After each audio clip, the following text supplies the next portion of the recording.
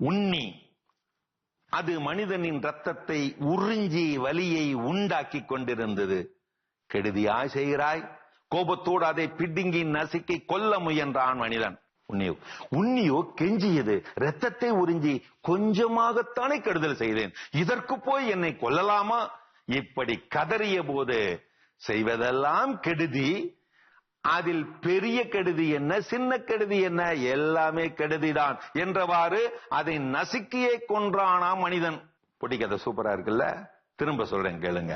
உண்ணி அது மனிதனின் ரத்தத்தையே உறிஞ்சி வலியை உண்டாக்கி கொண்டிருந்த போது கெடுதியா செய்கிறாய் என்று கோபத்தோடு அதை பிடுங்கி நசுக்கி கொல்ல முயன்றான் மனிதன்.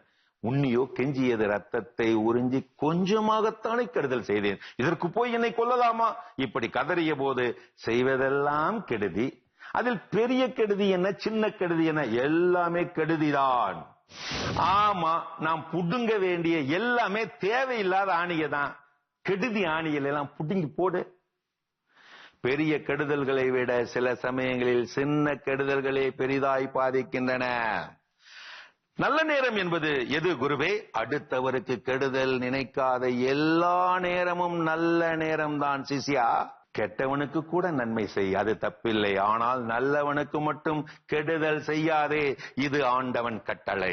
இப்படியும் ஓர் அடிபட்டவனின் புலம்பல் உண்டு.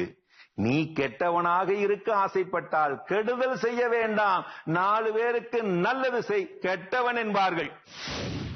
அருமையான கதைகள் 1000 பகுதி பார்த்துட்டோம். அதோட இன்னைக்கு நம்ம பேசிட்டு இருக்கிறோம் கடவுள் வணக்கம் நிகழ்ச்சியில புனித